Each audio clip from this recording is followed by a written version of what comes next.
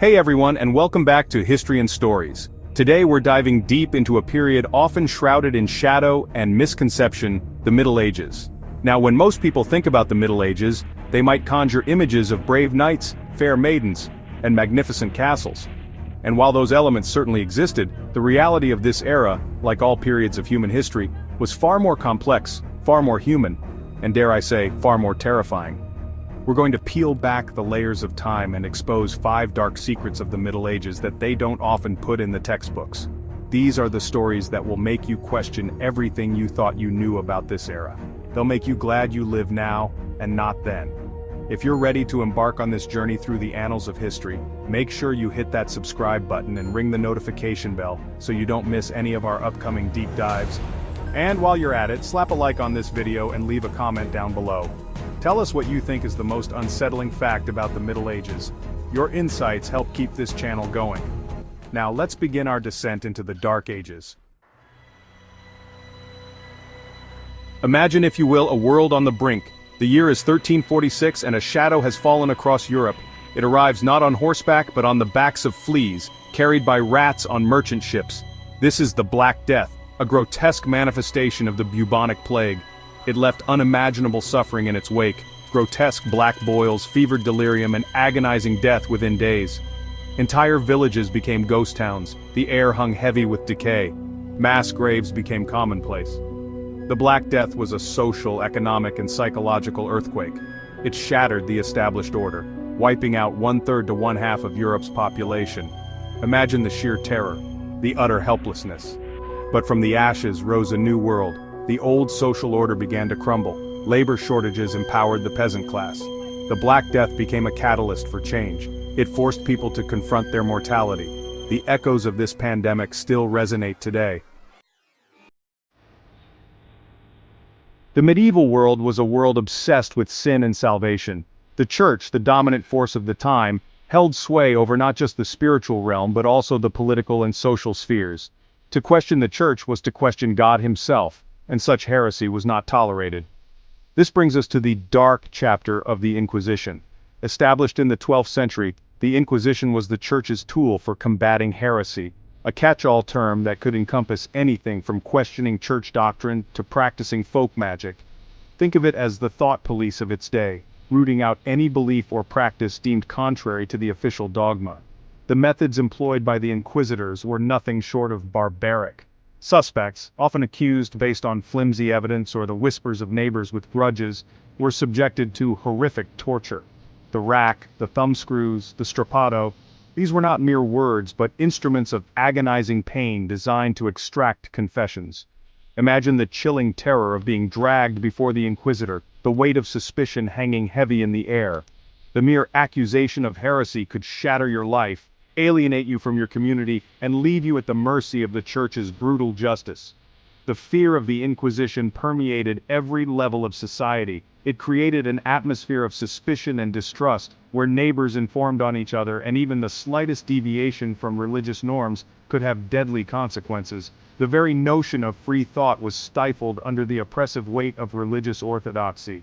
The Inquisition's reign of terror lasted for centuries, leaving an indelible stain on the church's legacy. It serves as a chilling reminder of what happens when power goes unchecked, and fear becomes the primary instrument of control.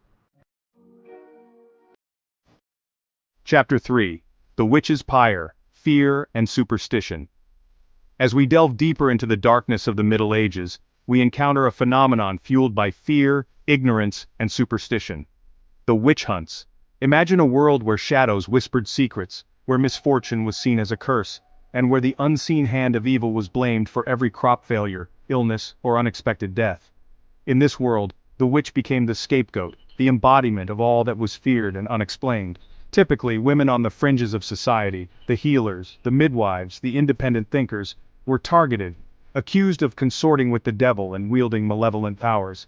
The accusations were often absurd, fueled by personal vendettas, religious fervor, or simply the need to find someone to blame for misfortune. Confessions, extracted under duress or induced by hallucinogenic concoctions, served only to confirm the already entrenched beliefs about the existence of witches. The trials themselves were a mockery of justice. Suspects were subjected to humiliating and often excruciating tests, like the swimming test, where the accused was bound and thrown into a body of water. If they floated, they were deemed guilty of witchcraft. If they sank and drowned, well, at least they were innocent. The punishments were swift and brutal.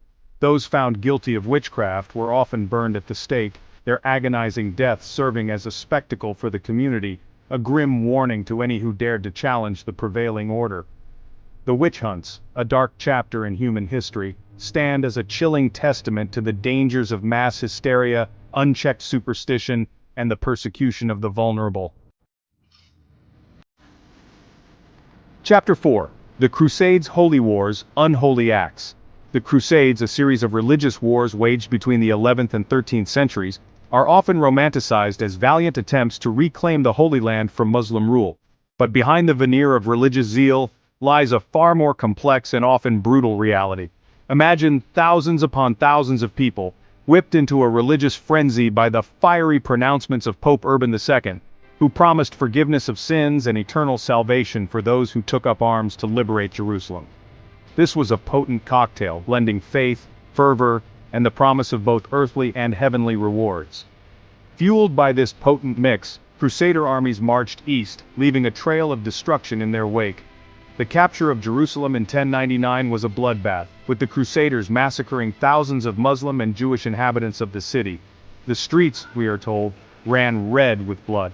The Crusades were not simply holy wars, they were also instruments of political ambition, economic gain, and even personal vendetta.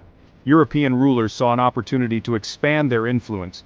Merchants sought new trade routes, and younger sons of noble families hoped to carve out their own fortunes in the East. The Crusades were marked by acts of incredible brutality and barbarity. The Siege of Acre, for example, lasted for 2 years and resulted in the deaths of tens of thousands. The Crusaders, driven to desperation, resorted to cannibalism, a grim testament to the depths of depravity that can accompany war.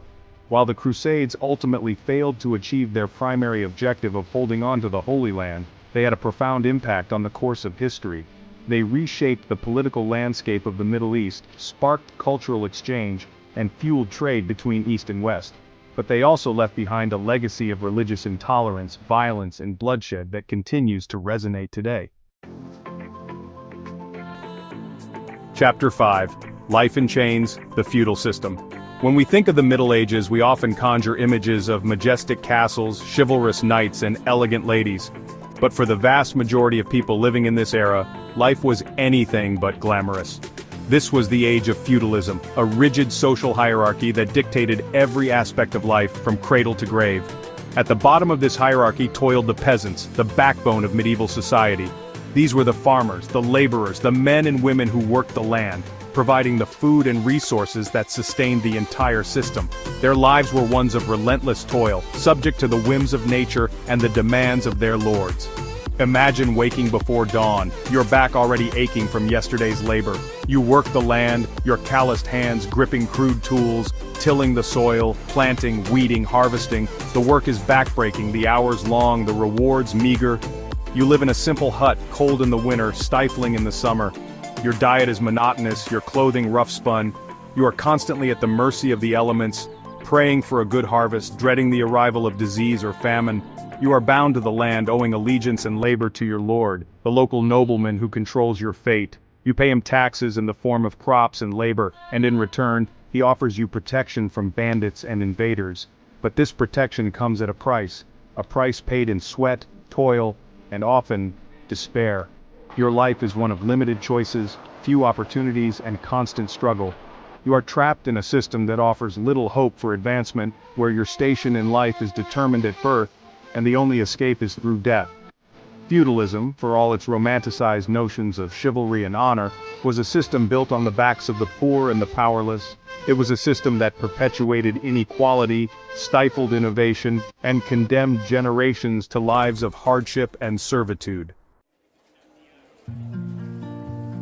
So there you have it, 5 dark secrets of the Middle Ages, 5 glimpses into a world both fascinating and terrifying. It's a stark reminder that history is never black and white, but rather a tapestry woven from threads of triumph and tragedy, enlightenment and ignorance, progress and regression. If you found this journey through the darker side of history intriguing, be sure to subscribe to History and Stories for more captivating content. Hit that like button if you learned something new today and leave a comment below with your thoughts on these dark secrets. Did any of them surprise you? Until next time, keep exploring the past, for it holds the keys to understanding our present and shaping our future. And next week we'll be diving into another fascinating period of history. Let's just say, it involves pirates, plagues, and a whole lot of treasure. You won't want to miss it.